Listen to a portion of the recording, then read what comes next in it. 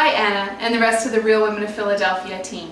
I'm Lori and I'm so happy that you have come back to join me in my kitchen right here in Alberta for another recipe for dessert week. Today we're making something warm and cozy that everybody's sure to love. I consider it to be an all ages dessert. It's definitely going to be a crowd pleaser, whether you're serving it to little ones or whether you're serving it to your own grandma and grandpa. I think everybody's going to find this to be delicious. I'm talking about my caramel apple cups, but we'll get to those shortly. The reason why I wanted to make them today was because today has been dreary and cloudy and full of rain. But rain is not all a bad thing, because rain tells me that it's actually spring here in Alberta, because it's not white stuff falling from the sky, but wet stuff.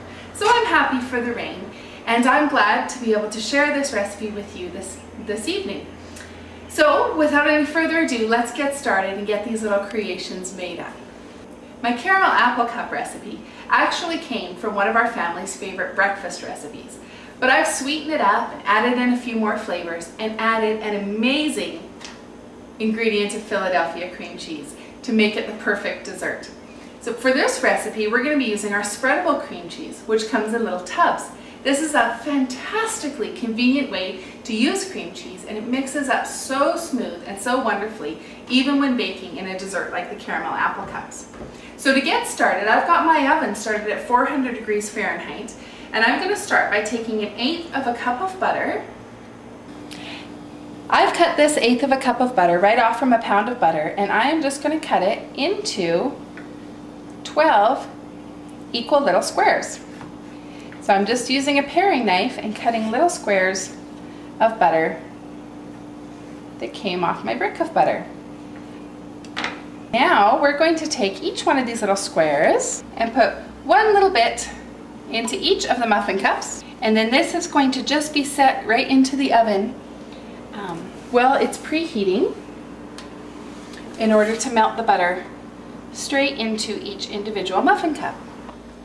So now with our butter melting in the oven inside our muffin cups, we're going to start on our apples. So you're going to need 2 apples.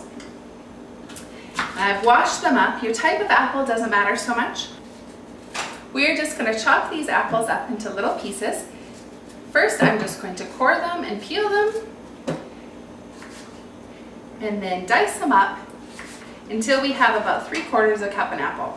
You know, being a mom of a large family, I've always got people to eat extra little bits of apple, and those peels certainly don't go to waste either.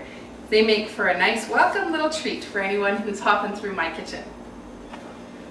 Now that I've got my apple all chopped up and ready to go here, about 3/4 of a cup of chopped and peeled apple, I've also got 1/4 cup of brown sugar. I'm going to set both of these aside, and we're going to use them in just a moment once we get our batter done up here for our caramel apple cups. Okay, now for our batter, we're going to put everything into the blender. That's a quick and easy way to make up batter for the caramel apple cups. I'm going to start with 1 cup of flour, just all-purpose flour. It's great here. 1 cup of flour matches perfectly with 1 cup of milk. Just going to go in there. Just a pinch of salt, about 1/2 teaspoon to 3/4 teaspoon of vanilla, just for a bit of extra flavor. We've got 2 tablespoons of sugar.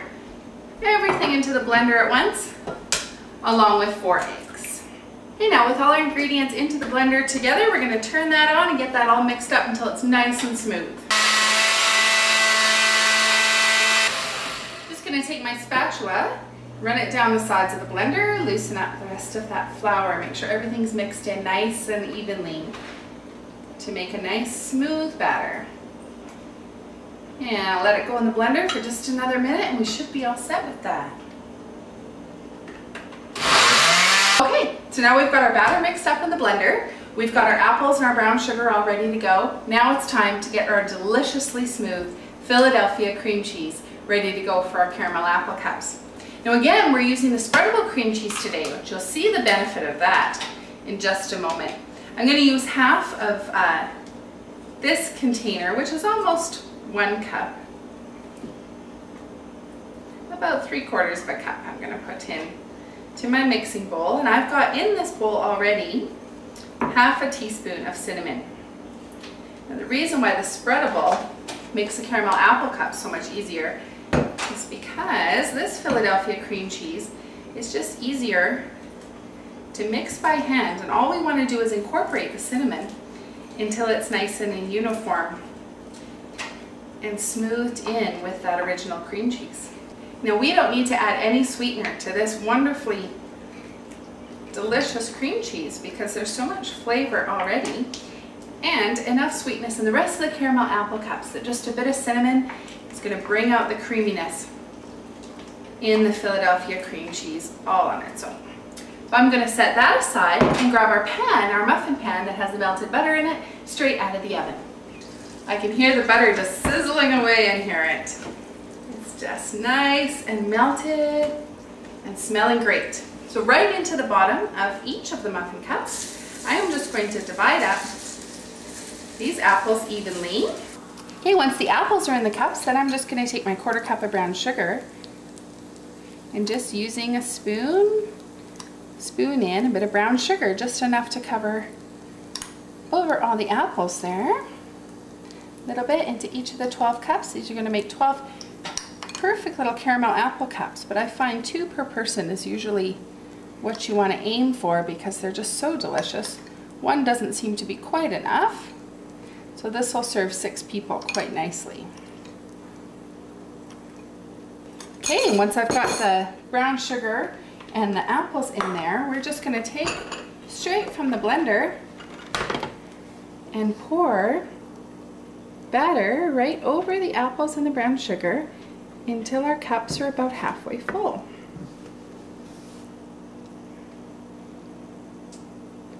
Nice and easy. And then we are going to get to the best part, the cream cheese filling.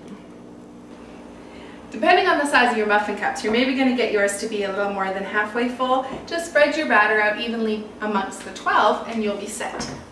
Next is the best part. We are going to take a spoon and drop in just a spoonful of our cream cheese mixture straight into the center of each of our muffin cups, right into the batter. Try to keep it as close to the middle as you can because this is going to be like the little pot of gold inside your caramel apple cups. Is the cream cheese filling. So use just a big enough spoonful to get an even amount in each one. And then once that is in there, we're going to set this back into our 400-degree oven and let it bake. These are going to bake for about 15 minutes and then I'm going to take them out and set them to cool for about 5 minutes until they're set and they're ready to be removed and served out to some eagerly awaiting guests. Okay, now our caramel apple cups have come out of the oven after 15 minutes of baking, beautifully golden. Let them set on the counter for 3 to 5 minutes.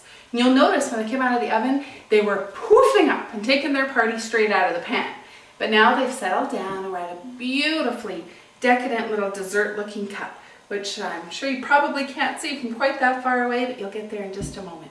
Now to finish these guys up, we are going to take some icing sugar, which I've mixed with just a quick little splash of cinnamon there, into my sifter. We are just going to sift a little bit of cinnamony icing sugar over the cups, the caramel apple cups, and a little bit over the plate for decoration too. And we'll set those aside. I'm going to squirt some caramel sauce on there, add a little whipped cream, and we'll see what these delights turned out like.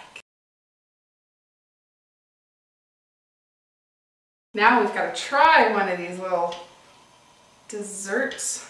You can see all that creamy Philadelphia cream cheese in the center mixed with the cinnamon. Grab myself a little bit of whipped cream and caramel. Just the right amount of body mixed with that cream cheese is delightful for dessert. I think I'm going to finish these guys up. Until next time, keep cooking with cream cheese, and I hope you'll come back and join me again soon.